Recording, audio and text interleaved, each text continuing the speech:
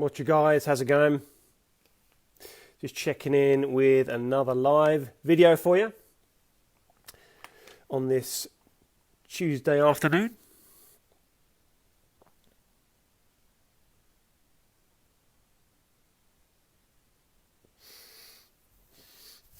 Welcome guys, how are we doing? I'm just checking in with another challenge for you on the 5x5 challenge that we've got running at the minute. How are we doing? We feeling good? Feeling fresh? Are we ready for another challenge?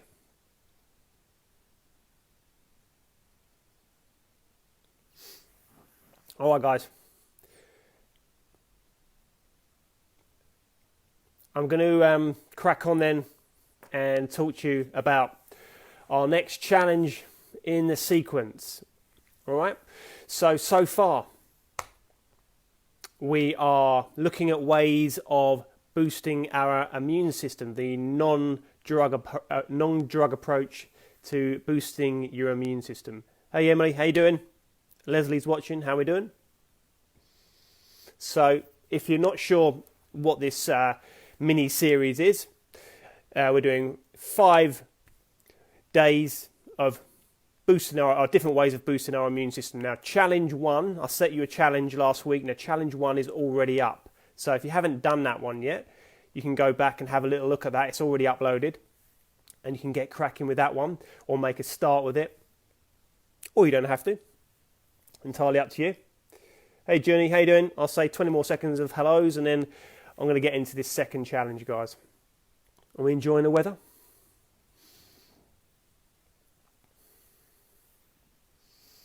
So we're into the second challenge now, guys, and this is probably the most important challenge, or the important thing out of all 5, I think, anyway.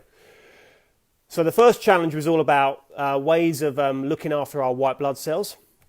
Our white blood cells are looking after us. So I gave you a list of food sources that are really effective for building strong white blood cells and building good immunity. Now, I wanted to talk about stress and anxiety today. Yeah. So stress and anxiety is obviously everyone's talking about it at the moment, and quite rightly too, because the amount of stress and anxiety you're under will have a massive effect on your immune system and the way in which you develop white blood cells. So here's the thing, guys, yeah? We got our fight and flight response. Okay, so our fight and flight response is every time our brain is trying to look after us, yeah?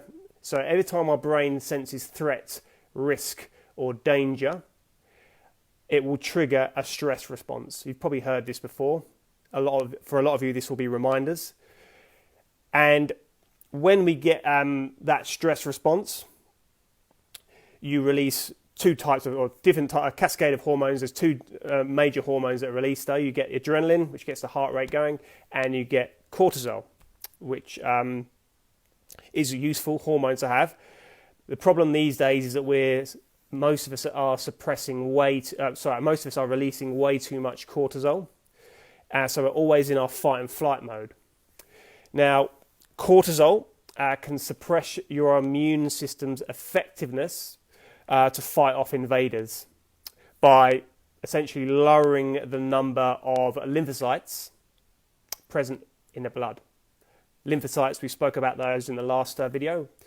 They're a type of white blood cell, and they're critical for your health. Absolutely critical, because they're trying to look after you. All right. So if you're building strong lymphocytes, then awesome. If you're not building very strong lymphocytes, then that can have an effect on your immune system. Hope that's making sense, guys. So not only that, but when we're always in our fight and flight mode, so when we're always in our, you've got rest and digest and fight and flight. So when we're always in our fight and flight mode, what do we always want more of? We reach for the rubbish food, So it has an effect on our food choices as well. The more stressed we are, not only does it have an effect on our immune system from a physiological perspective, but from a psychological perspective, it also has an effect on us as well. By we look for things to help make us feel better again when we're stressed, and for a lot of people, it normally comes in the form of food and sugar. So sugar has a dramatic effect on our immune system. So I just wanted to talk a little bit about anxiety. Some of you may have heard me speaking about anxiety in the past.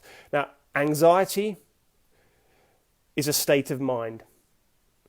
Okay? Anxiety is a state of mind. Now, anxiety crops up when we make the unimportant important.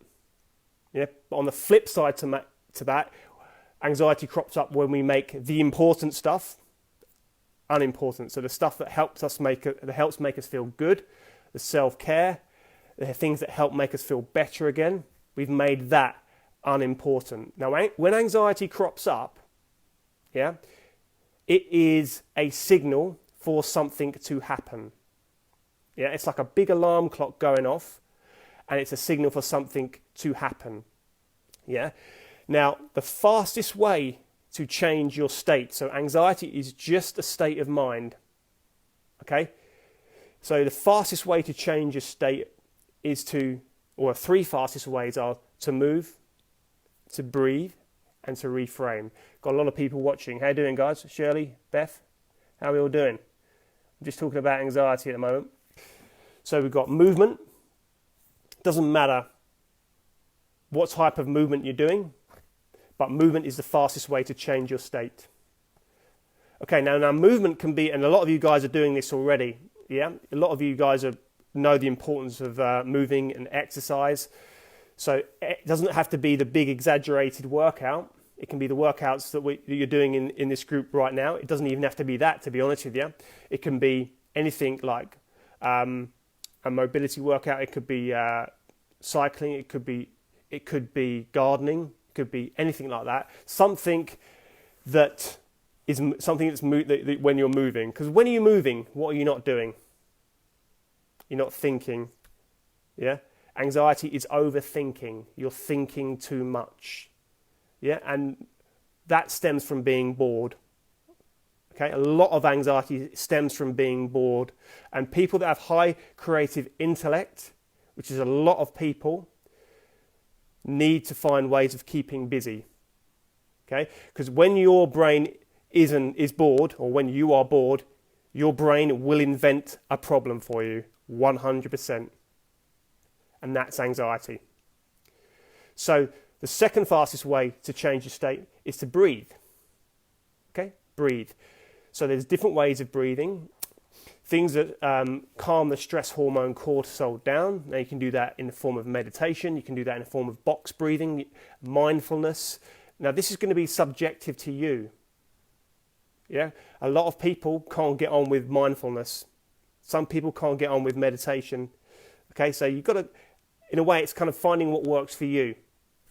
Yeah, and the third way is reframing. Okay, reframing.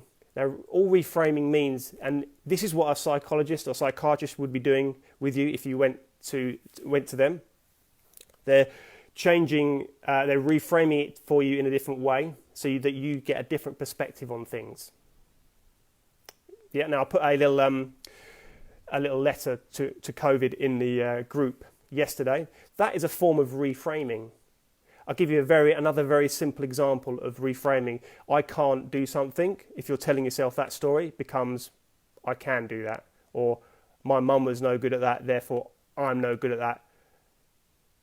Becomes, I am good at that. Does that make sense? So you're kind of reframing, you're flipping it in your mind.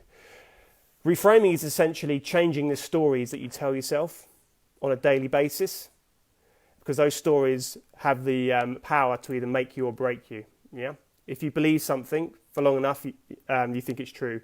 So reframing is just reframing stories that you tell yourself in a different way. So those are your three fastest ways to change your state. You've got movement, breathing, and reframing. Now there are other state changes. I call these state changes. There are other ways to change your state, like music, dancing, reading, laughing. There's lots and lots of different ways of changing your state, but those are the 3 fastest ways, and that is the best way, from my experience, of how to deal with anxiety. And so your challenge, guys, there's a lot of you guys watching now, how we're doing. So your challenge, and this is challenge 2, is to pick 3 state changes. Okay?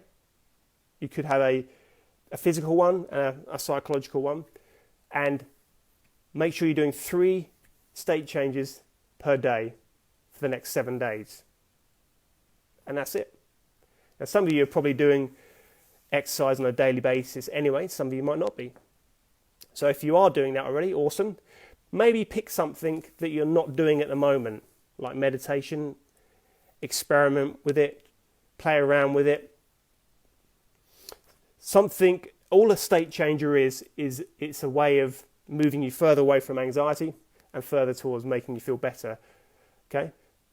So I read a quote today about anxiety. None of your anxiety comes when you're doing. It only happens when you're thinking.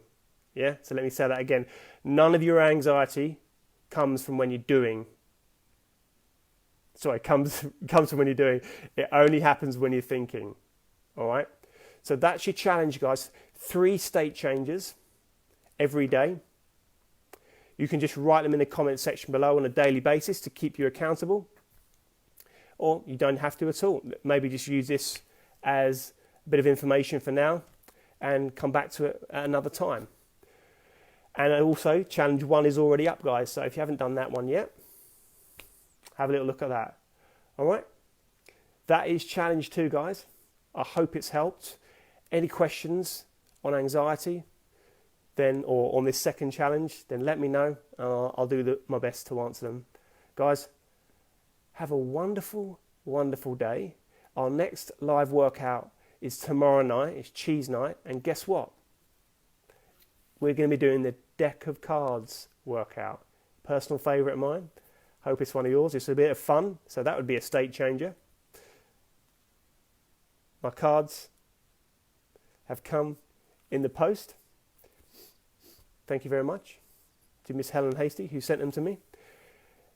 Any questions, guys, on this second challenge, let me know. If not, I'll see you on the next workout, which is tomorrow night. Have a wonderful day, guys. Peace out.